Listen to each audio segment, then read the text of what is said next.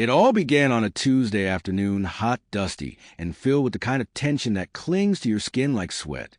In a forgotten corner of East Side Chicago, 17-year-old Marcus J. Taylor walked home from his shift in an auto garage, grease still under his fingernails and the sound of hip-hop bleeding from a passing car window. He wasn't special. Not to the city. Not to the streets. Just a kid trying to keep his mom fed and his younger brother out of trouble. But Marcus had something most around him didn't. A line he wouldn't cross. And in a neighborhood ruled by symbols and silence, that was dangerous. That evening, as he turned the corner toward his apartment complex, 3 silhouettes stood waiting near the broken-down payphone. One of them stepped forward, Kevin Trigger Raines, known on the block for his affiliation with the Blood Kings, a street gang that thrived on fear and filled voids with violence. "Yo, Marcus." Trigger called out with a grin that never reached his eyes. "We've been watching you." Marcus paused, shoulders tightening. He knew what was coming. Everyone in the neighborhood eventually got the offer. "Man, you got hands. That garage work? Discipline. Loyalty. That's what we need." Marcus didn't respond right away. His eyes darted between the 3 men, analyzing. Trigger was the talker. The other 2 were muscle, probably carrying. He kept his voice calm. "I appreciate the flattery," Marcus said, "but I got plans. Real ones." Trigger laughed. "Plans? Come on, bro. You think college gonna save you from this place?" Marcus's jaw tensed. "I think not becoming a number does." Trigger's expression shifted. Something cold replaced a smile. "That wasn't a question, Marcus. Just think it over." The next day, a blood-red rag was tied to the gate of his building. Marcus told no one, not his mother, not his little brother Jaden. Life had taught him early. You keep your head down, but your eyes open. He started seeing them more often. The Blood Kings weren't subtle. They didn't have to be. One day it was a car slowly tailing him. Another day, the garage manager found their windows smashed. No explanation. But Marcus didn't fold. Instead, he began documenting everything. Faces, patterns, license plates, names whispered in alleys. He created a folder on his old laptop and named it Insurance, just in case. Because Marcus knew something most kids didn't, that if he couldn't win a war with fists or bullets, he'd use truth, documentation, evidence. The mistake he made was thinking he had more time. Friday, the garage was empty. Marcus stayed late, fixing a busted transmission. Just as he wiped his hands and closed the hood, the lights in the lot went dark. Silence followed, a complete, deafening vacuum. Then, footsteps. They didn't speak. They didn't need to. Marcus fought hard, a wrench to one, a knee to another. But it was 3 against 1, and they had orders. A black bag went over his head. He was shoved into a van. And that's when everything changed. At 2:13 a.m., a janitor found something near the underpass at 39th Street. A body, shirtless, beaten, cold. Across the chest, carved with blade, were 5 words. "We don't ask twice." BK. The city moved on. The cops filed a report. The news did a 30-second segment. But someone kept that insurance folder alive. Because sometimes silence isn't survival. It's a storm, waiting to scream. The city barely flinched when the news broke. Another young man lost to the streets. A tragic but far too common headline. Marcus Taylor's death was filed under gang violence. A cold statistic in a city drowning in its own shadows. The local news ran a short segment. The kind that aired late at night when few were watching, just enough to say we covered it. At home, his mother, Clara, felt a pain so deep it echoed through every corner of their small apartment. She held the silence like a prayer, unable to scream the name of her son, who never came back. Jaden, Marcus's little brother, didn't understand what happened. All he knew was that his brother's room was empty, and the world suddenly felt much colder. The streets whispered. Some talked about the message carved into Marcus's chest, a brutal warning to anyone who dared to defy the Blood Kings. Others whispered about who might have betrayed him. The gang didn't just kill. They sent signals, vivid, visceral, unforgettable. But what the city didn't know What the news never showed was a quiet rebellion brewing in the shadows. Marcus's insurance folder, saved on a hidden cloud server, was now in the hands of few trusted allies. Jamal, Marcus's childhood friend, was the first to take the risk.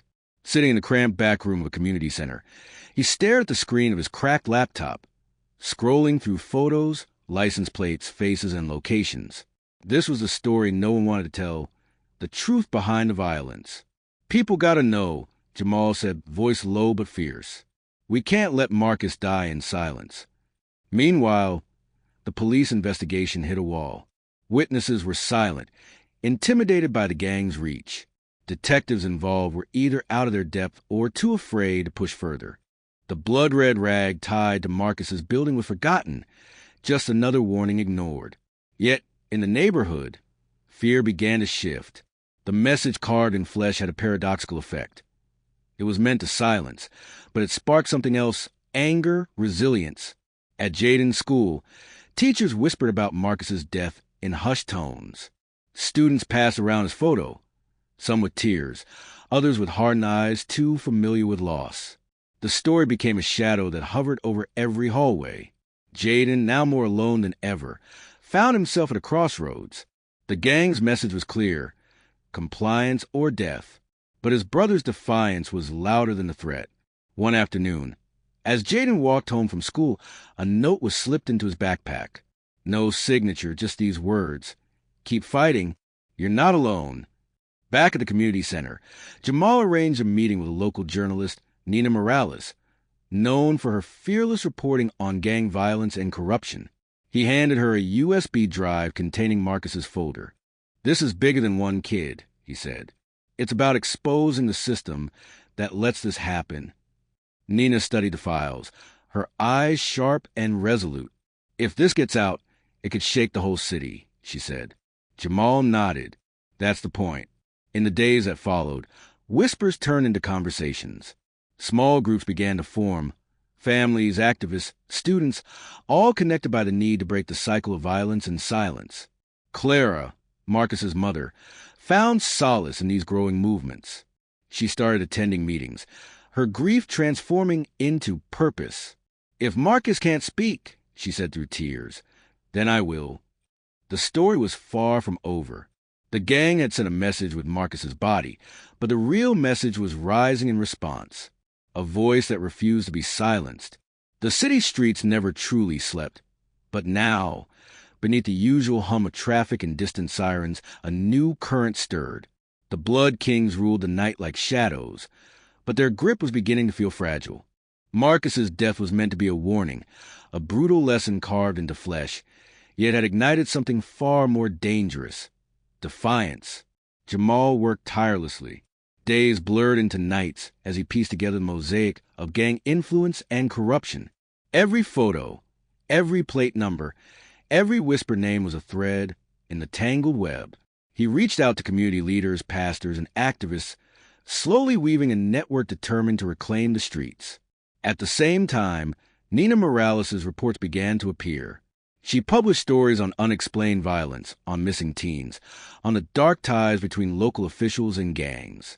Her work was met with resistance, threats, anonymous calls, and shadowy figures trailing her. But Nina was unyielding. In a dimly lit room, a meeting took place. Clara, clutching a framed photo of Marcus, sat alongside Jamal, Nina, and others who had been touched by the violence. They formed a coalition, a fragile alliance forged by grief and hope. "We can't wait for the system to save us," Clara said, her voice shaking but determined. "We have to be the change." The group agreed to organize community patrols, youth programs, and safe spaces. They called it Voices Rising, a movement to reclaim dignity and safety. Meanwhile, the Blood Kings sensed a shift. The gang's leaders convened in a secluded warehouse. Their faces were hard, their eyes cold. The message had been clear. Fear was their weapon. But fear was slipping through their fingers. "We make an example," snarled Marlo Boss Davis, the gang's leader. "We remind them who owns these streets." Plans were set in motion. Targeted strikes, intimidation tactics, anything to quash the rising rebellion. Jaden struggled with his grief and fear. His world had shrunk to memories of Marcus's smile, the warmth of his voice, and the raw courage he'd shown. But Jaden was no longer a child sheltered from reality. He had seen the price of defiance. One evening, walking home through the dim streets, Jaden was stopped by two teenagers. "Your brother's legacy don't mean nothing here." One sneered. "You're alone." Jaden's fists clenched.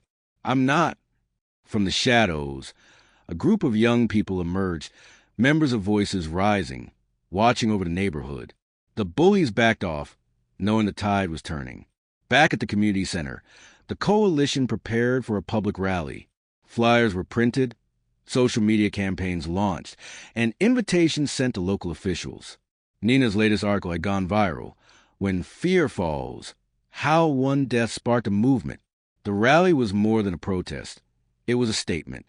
Hundreds gathered, voices unified against violence and silence.